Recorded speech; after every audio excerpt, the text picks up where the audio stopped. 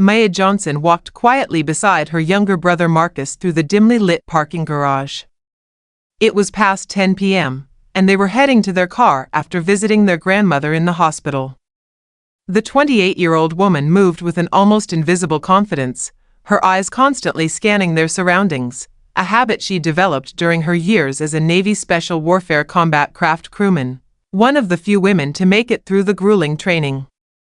"Sis, you've been quiet all evening," Marcus said, adjusting his college backpack. At 22, he was finishing his engineering degree and had no idea about the true nature of his sister's Navy logistics job.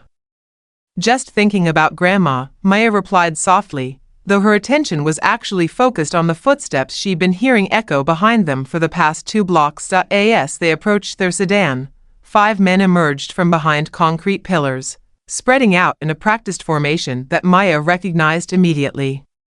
The leader, a tall man with gang tattoos covering his arms, stepped forward with a cruel smile.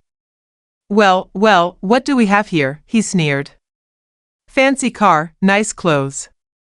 Y'all look like you got money." Marcus stepped closer to his sister, fear evident in his voice. "Look, we don't want any trouble. Just let us go."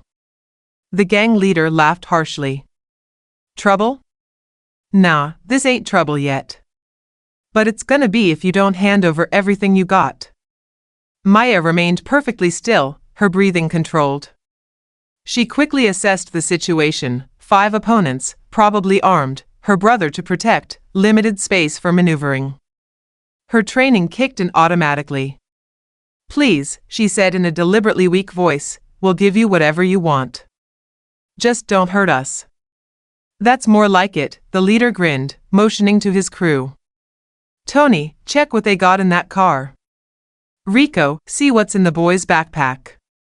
As 2 of the men moved past her, Maya made her decision.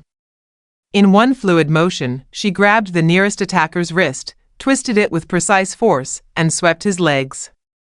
He hit the ground hard before he could even process what happened. The second man turned in surprise, only to find Maya's elbow connecting with his solar plexus.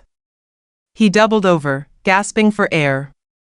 "What the?" the leader started, reaching for something under his jacket, but Maya was already moving.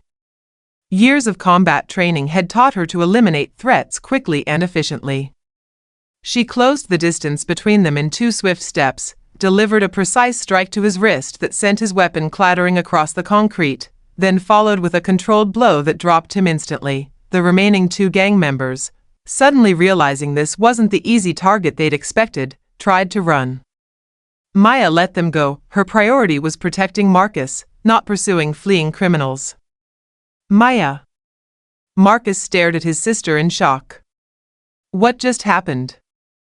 Where did you learn to fight like that?" Maya was already on her phone, calling 911.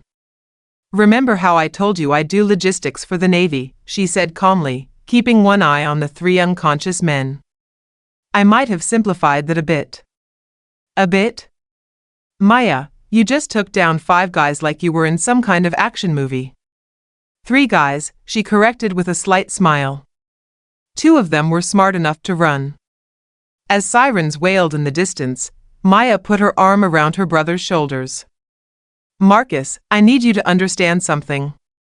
What I really do in the Navy. I can't talk about most of it. But I can tell you that I'm trained to handle situations exactly like this one." Marcus looked at the men on the ground, then back at his sister. "Are you telling me you're like Special Forces or something?" "Something like that," Maya nodded.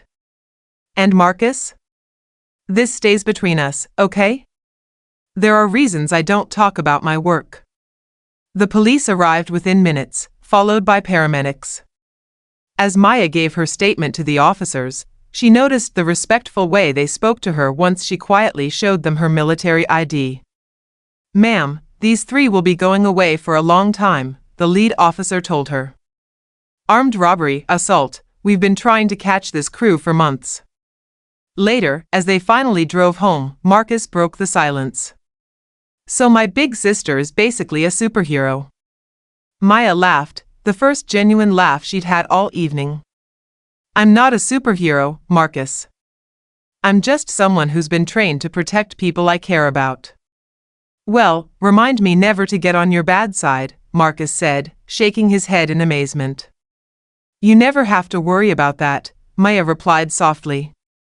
You're my little brother. I'll always have your back. As they drove through the quiet streets, Marcus couldn't help but feel proud. His sister wasn't just a Navy logistics specialist, she was something far more extraordinary.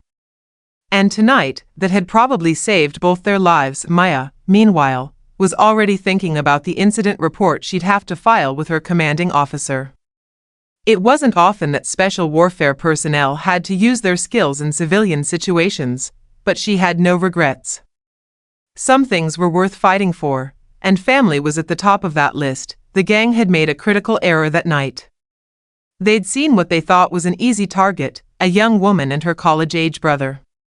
What they'd actually encountered was a highly trained Navy special warfare operator who would do anything to protect the people she loved. It was a mistake they wouldn't soon forget.